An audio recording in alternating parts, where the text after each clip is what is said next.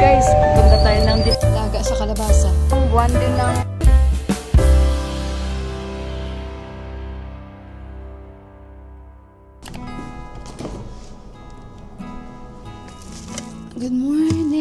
Good morning guys. Sandali muna guys. Good morning guys. Parang ang tagal-tagal kong hindi nakapag-vlog. Kumusta ang mga araw niyo? At initin ko lang tong gatas na to. Parang ngayon lang ulit ako nakabangon sa pagbablog. At lutuin natin to. Meron silang natirang dinalang pancakes. Better goods. Ayan, ngayon ko lang anuhin to. Lulutuin. Kasi ayaw niyan kumain ng bread. Tsaka ayaw niya kumain ng bread and itlog. So sabi niya something different. Which is, sorry. Ngayon lang ako ulit nakabili ng tinapay. At I hope lahat kayo ay okay lang. Another day. Nandito na yung anak ko. Wait anak ha! I'm making for the pancake because ayaw niyang kumain ng tinapay eh. Otherwise, ready na yung bread. So, add milk lang naman ito. Hindi ko ito ubusin para meron pa siya. Itong milk na ito binili ko pala kagabi dahil ako, mauubos na talaga ito. Inubos ko na nga. Yun lang natin to.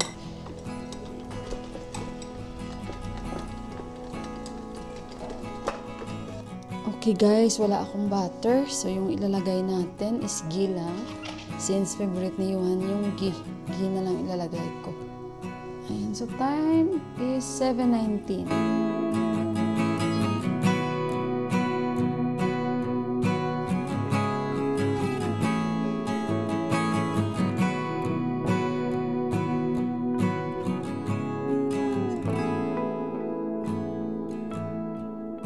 And it's time for me para mag-breakfast. Kumain ako ng apple slice. Hiniwa ko yung buong apple, half sa kayuhan, half sa akin. Kayuhan pancake, nilagyan niya ng Nutella at yung parang blueberry.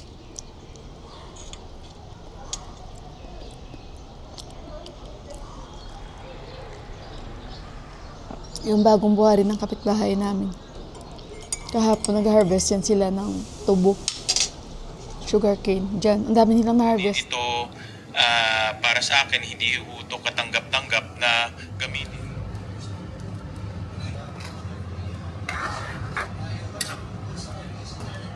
Ayan. So, kain tayo, guys. So, ito na yung ating munggo. Ayan. Kain tayo, guys. Thank you, Lord. Salamat. Hindi ito pala kain ng kalabasa. Pero nung baby ito, alaga sa kalabasa. How is it? Mixed with the soup.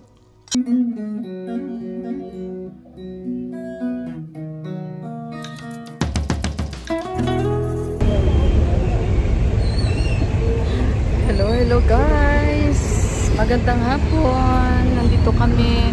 Pupunta kami ng Divisoria. Magkikita kami ni Saisa. Inaya ako ni Saisa. May plano na kami guys magkita.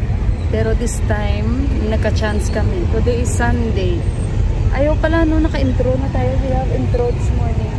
So ayun guys, punta tayo ng Divisoria dahil si Saisa nag-message siya sa akin kung may gagawin ba daw ako o wala. So sige, sabi ko alis tayo, sabi niya. So sige, sabi ko tsaka inaya din namin si Siskon. So si Siskon busy dahil may order. So sinama ko si Yuhan kasi nga wala silang pasok, 'di ba? Yung anak din ni Saisa sinama niya rin, and last Sunday ng kalendaryo nila kaya walang pasok. So medyo nasa traffic tayo kaya maingay. Yung camera ko dinala ko, mamaya ko nakwentusin yung kung ano nangyari. Dahil sobrang traffic maingay. So see you na lang doon guys. Guys, daming tao, grabing traffic kasi ito na yung buwan din ng kasalan. Kaya lahat nagsha-shopping. Kasi yung, imagine yung daming mga ikakasar, kaya busy shopping ang mga tao dito. Puno ata ang euro today ah. Ito yung buwan, season na naman ng mga kasalan. Till that same evening. Alam nyo ba guys, masaya ako Sa aming lakad ni Saisa, nawili kami, hindi ko nga alam kung nag-vlog din siya, parang hindi siya nag-vlog, ako din. Alam nyo yun minsan guys, na ini-enjoy namin yung moment na yun. And plus, sobrang daming tao guys, diba nakita nyo, pinakita ko sa inyo.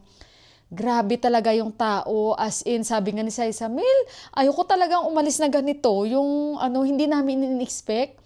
At nagulat nga ako, sabi ko nga sa driver kanina, bakit kaya ang daming tao? Sabi ko ganun, ano pala ang petsa ngayon? Sabi ko 15, hindi pa naman siguro sahod ngayon, sabi ko. 16 na pala. Sabi niya kasi, mungser, tama yon, correct yo, mungser? Bibi Yuhan, mungser? Means man? Yeah. So, buwan ng Mungser ang tawag nila guys. So, means, yun nga sabi ko sa inyo, ito na naman yung mga season ng kasalan guys. Kasi nga meron yan sila dito. Parang sa atin din naman, na mga June, kung tama ako, di ba? Mga June usually, maraming nagpapakasal sa atin, kung tama ako. Basta mga buwan ng mga ganun guys. Tama ba ako guys? Kung mali ako, i-correct nyo na lang ako please.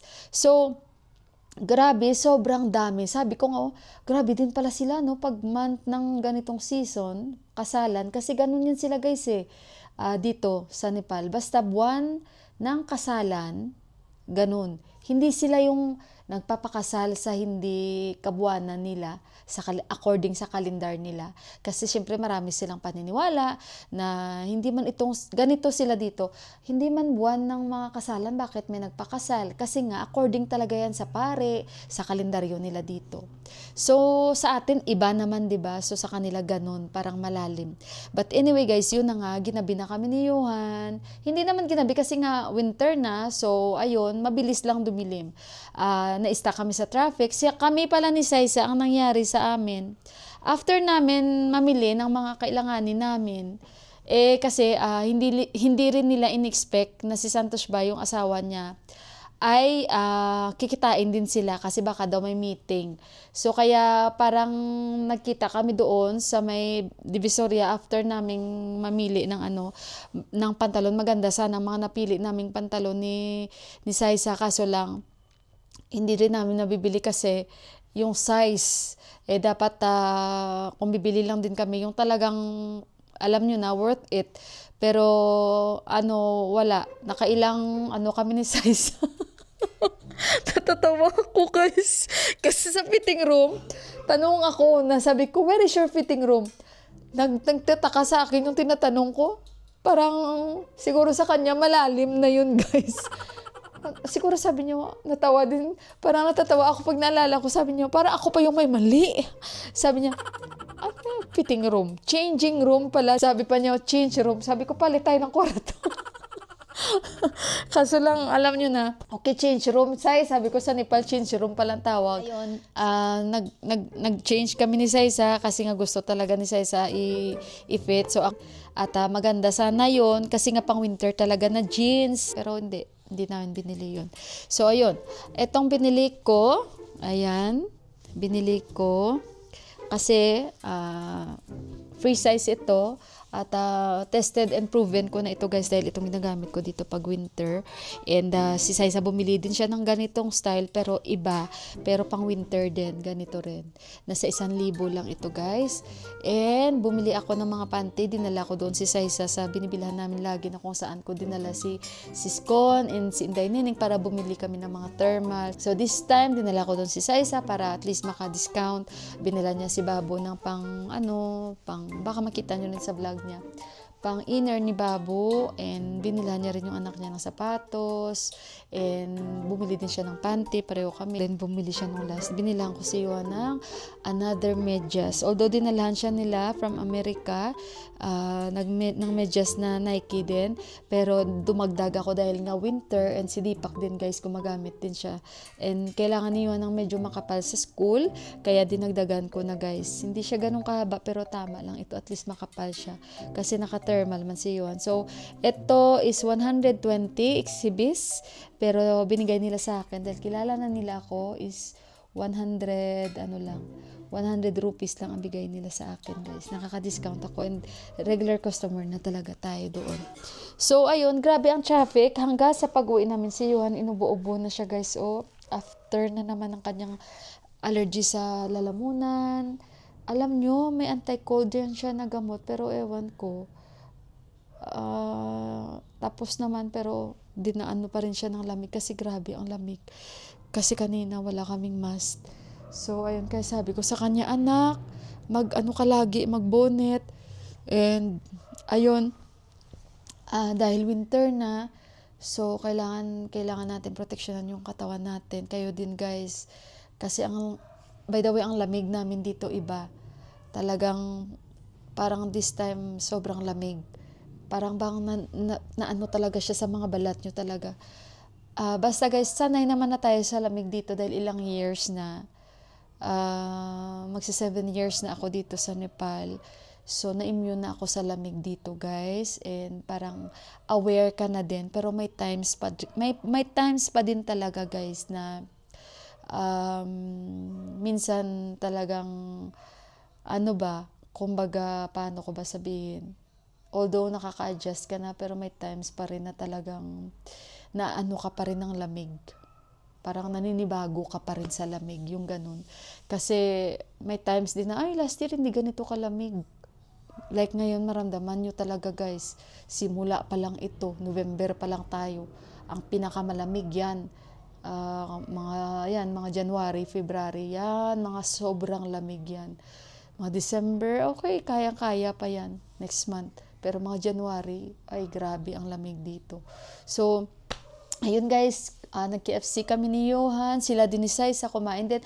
Naghiwalay kami dahil naiya din naman ako sa asawa ni Saisa kasi syempre may pupuntahan pa kami ni Johan. Pumunta kami sa guitar shop and binilhan ko si Johan dahil guys, magbe-birthday na po kami ni Johan sa 24.